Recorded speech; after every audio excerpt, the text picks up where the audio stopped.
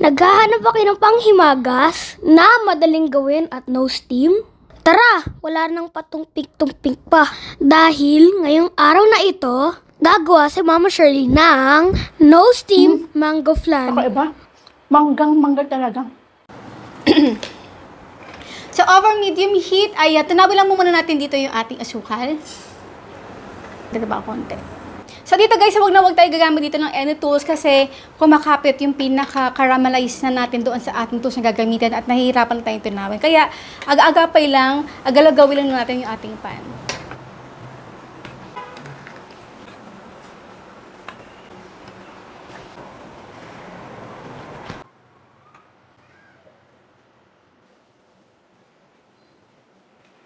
Dito ay meron tayong mangga na slice ko na ito at nabalatan.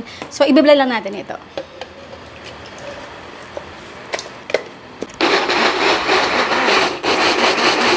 Maglalagay pa ako dito ng paste na color yellow para naman mas ma-enhance pa. Kasi mamaya kapag may mga ingredients pa dito, ay mag-less yung pinakakulay nito. So, dito ay wala muna tayong apoy. Ilalagay ko na rito yung ating 4 na itlog. 2 cups na mango puree. Sana ka siya. Okay, so haluin lang muna natin.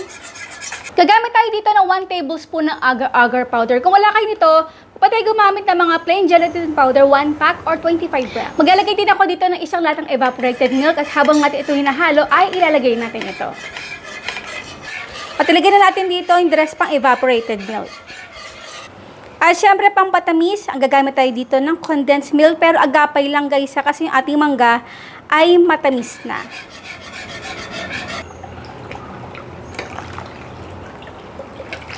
Kasi papakuluan lang natin ito ng isang beses. Meaning, kapag nakikita na natin itong umiinit na o kumukulo na, ay patay na natin ang apoy.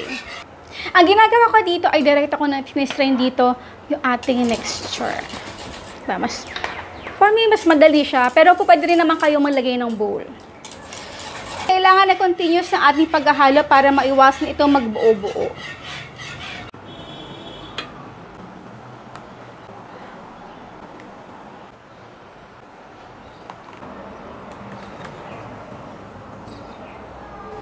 Okay, so palamigin lang muna natin ito in the room temperature for a few minutes, then ilagay na natin ito sa ating ref. Mas maganda kung overnight.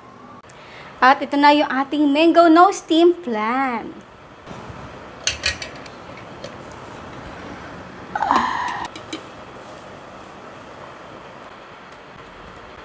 Subukan natin pagsabay-sabayin. 1, 2, 3.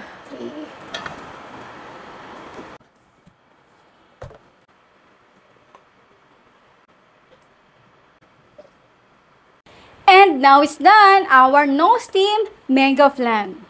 Aba, syempre, bago tayo magtikiman portion, ang tanong ni Mami Shirley, anong flavor ng flan ang ginawa natin ngayong araw na ito? Syempre, ang inyong sagot sa comment box section.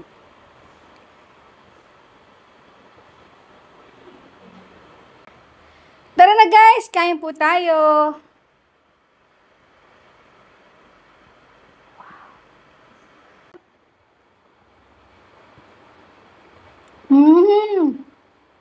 Kakaiba.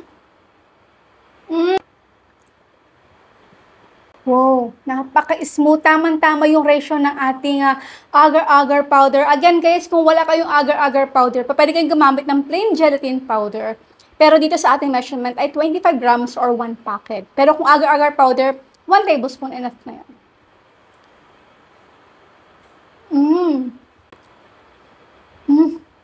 Kakaiba. Manggang-mangga talaga. Kakaiba talaga yung nabibigay ng totoong mangga, fresh na mangga kaysa sa mga essence na mga karaniwan na ginagawa na natin or ginagamit natin sa ating mga pang-flavorings. Kaya mas maganda talaga kung totoong mangga yung gagamitin.